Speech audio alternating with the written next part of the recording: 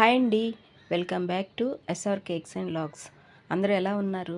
ఈరోజు వీడియోలో మనం కేఫ్ స్టైల్లో పిజ్జా ఎలా చేసుకోవాలో, పన్నీర్ చికెన్ పిజ్జా ఎలా చేసుకోవాలో చూద్దాము. దీనికోసం మనం షుగరు 2 స్పూన్స్ వేసుకోవాలి, డ్రై ఈస్ట్ 1 టేబుల్ స్పూన్, మైదా 1/2 టీ స్పూన్, గోరువెచ్చటి నీళ్ళు 1/2 కప్ వేసుకొని బాగా కలుపుకోవాలండి. ఈస్ట్ బాగా పైకి నురగలాగా తేలాలి. అలా ఉంటే మనకి మంచి ఈస్ట్ అని అర్థం అండి. పొంగలేదనుకోండి, అది మంచి ఈస్ట్ కాదు, మనకి వేస్ట్, అది పడేయాలి. కలిపిన తర్వాత మూత పెట్టి పక్కన ఒక 1/2 అవర్ వరకు వదిలేయండి. ఇప్పుడు మనం మైదా 250 గ్రామ్స్ మైదా తీసుకోవాలండి. నేను 1.5 కప్పు పడింది, నాకు ఫుల్గా పడిందండి. 1.5 కప్ అంటే లెవెల్ కాదు, ఫుల్గా పడింది. అందుకే గ్రామ్స్లోనైతే 250 గ్రామ్స్ పడుతుంది. మైదా వేసుకొని జల్లించుకోవాలి. తర్వాత రుచికి సరిపడా మనం సాల్ట్ అనేది యాడ్ చేసుకోవాలండి. అందుకే నేను మెజర్ చెప్పలేదు, రుచికి సరిపడా వేసుకోవాలి. Milk powder 2 table spoons, butter 1 table spoon, oil 1 table spoon అండి. ఇవన్నీ వేసుకొని బాగా మనం ఈస్ట్ కలిపి పక్కన పెట్టుకున్నాం కదా, చూసారా బాగా నొరగలాగా వచ్చింది పైకి తేలి. ఇది బాగుందండి ఈస్ట్. ఇది వేసుకొని మనం బాగా మిక్స్ చేసుకోవాలి. ఇందులో మనకి సరిపోతే ఈస్ట్ వాటర్ అనేది మనకి సరిపోతే మధ్యలో కొంచెం వాటర్ యాడ్ చేసుకోవాలండి. చూస్తూ వాటర్ యాడ్ చేసుకొని కలుపుకోవాలండి. డౌని ఇలాగా బాగా గట్టిగా మనం సాగదీసినట్టుగా మనం కలుపుకోవాలి.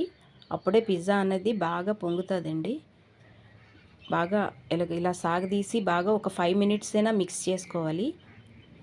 ఇలా మిక్స్ చేసుకున్న తర్వాత డౌని ఇలా బాల్ లాగా ఒత్తుకోవాలండి. బాల్ లాగా లోపలికి ఒత్తుకొని మనం దాని మీద కవర్ చేసి ఆయిల్ అప్లై చేసుకోవాలండి. ఆయిల్ అప్లై చేసుకున్న తర్వాత దాని మీద మనం కవర్ చేసి ఒక 1 అవర్ వరకు పక్కన పెట్టుకోవాలండి. అప్పుడే మైదా అనేది బాగా పొంగుతుంది. బాగా పొంగి మనకి పిజ్జా అనేది బాగా వస్తుంది. నేను పన్నీర్ చికెన్ పిజ్జా చెప్పాను కదా, దీనికోసం నేను చికెన్ ఆల్రెడీ నేను సాల్ట్ కలిపి ఫ్రిడ్జ్లో పెట్టుకున్నానండి. ఒక 1 అవర్ వరకు ఫ్రిడ్జ్లో పెట్టుకున్నాను, సాఫ్ట్గా అవుతుందని. తర్వాత తీసి నేను కొంచెం కారం, కొంచెం అల్లం వెల్లుల్లి పేస్టు, ఒక 1.5 టీ స్పూన్ కార్న్ఫ్లోరు, కొంచెం గరం మసాలా, కొంచెం ధనియాల పొడి వేసుకొని మిక్స్ చేసుకున్నానండి.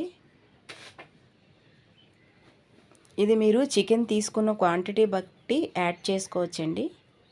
నేను కొంచెం చికెన్ తీసుకున్నాను, అందుకే నేను అన్నీ తక్కువ వేసుకున్నాను. ఇలా వేసుకొని కలుపుకున్న తర్వాత దీన్ని కొంచెం మనం ఫ్రై చేసుకొని పక్కన పెట్టేసుకోవాలి. ఇలా ఫ్రై చేసుకున్న తర్వాత పన్నీరు బ్లాక్స్ లాగా కట్ చేసుకోండి. పన్నీర్కి ఏమి మనం కారం, ఉప్పు అనేది యాడ్ చేసుకోవాల్సిన అవసరం లేదు. కొంచెం ఫ్రై చేసుకోండి, డీప్ ఫ్రై చేసుకోవద్దు. తర్వాత పిండి చూసారా ఎలా పొంగిందో? ఇలా పొంగిన దాన్ని మనం తీసి కొంచెం మళ్ళీ మిక్స్ చేసుకోవాలండి. మిక్స్ చేసుకున్న తర్వాత దీన్ని 2 పార్ట్స్ కింద డివైడ్ చేసుకోవాలి మనం. అంటే ఇవి మనం తీసుకున్న క్వాంటిటీకి 2 పిజ్జాలు వస్తాయండి. పెద్ద సైజ్ పిజ్జాలే వస్తాయి 2. ఇలా చేసుకొని మళ్ళీ బాల్ లాగా ఒత్తుకోవాలండి. బాల్ లాగా ఒత్తుకున్న తర్వాత పక్కన ఒక బాల్ అనేది పక్కన పెట్టేసుకోండి. దాని మీద కవర్ చేసి ఉంచేసుకోండి. ఇంకొక బాల్ని మనం బాగా ఒక 1/2 ఇంచ్ థిక్నెస్లోని మనం రౌండ్గా పూరీలాగా ఒత్తుకోవాలి. 1/2 ఇంచ్ ఉండాలండి థిక్నెస్ అనేది, అప్పుడే మనకి బాగుంటుంది. పలచగా అయితే మనం వేసేటప్పుడు చిరిగిపోయినట్టుగా వచ్చేస్తుంది కదా. ఆయిల్తో గ్రీస్ చేసుకున్న ప్లేట్లోని మనం ఇలా పెట్టుకొని సైడ్స్ వాటర్తో తడుపుకోవాలండి. వాటర్తో తడుపుకొని మనం ఇలా రోల్ చేసుకోవాలి. కొంచెం మనం కజ్జికాయలకి ఎలాగనేది రోల్ చేస్తామో సేమ్ ఆ టైప్లోని రౌండ్గా ఇలా రోల్ చేసుకొని పక్కన పెట్టుకోవాలండి. దీని మీద కవర్ చేసి ఒక 10 మినిట్స్ అయినా పక్కన పెట్టుకోండి. కొంచెం ఉబ్బుతుంది అలా పెట్టుకుంటే. తర్వాత ఫోర్క్తోని మనం ఇలాగ హోల్స్లా పెట్టుకోవాలండి. హోల్స్లా పెట్టుకొని సైడ్స్ ఆయిల్ అప్లై చేసుకోవాలి. ఇలాగ అప్లై చేసుకున్న తర్వాత 200 డిగ్రీస్లో నేను 10 మినిట్స్ ప్రీహీట్ చేసుకున్న తర్వాత ఒక 5 మినిట్స్ పెట్టుకున్నానండి. 5 మినిట్స్ తర్వాత నేను తీసేసాను. తీసేసిన తర్వాత మనం పిజ్జా సాస్ ఉంటుంది కదా, పిజ్జా సాస్ తీసుకోవాలి. మీకు ఎంత కావాలో అంత తీసుకోవచ్చండి. పిజ్జా సాస్ అనేది మనం తినే దాన్ని బట్టి ఉంటుంది. నేను ఒక 2 టేబుల్ స్పూన్స్ వరకు తీసుకున్నాను. తర్వాత సెజ్వాన్ సాస్ తీసుకున్నానండి, ఒక టమాటా సాస్ లాంటిది. అది నేను ఒక 1 స్పూన్ వరకు తీసుకున్నాను. తీసుకొని బాగా స్ప్రెడ్ చేసుకోవాలండి.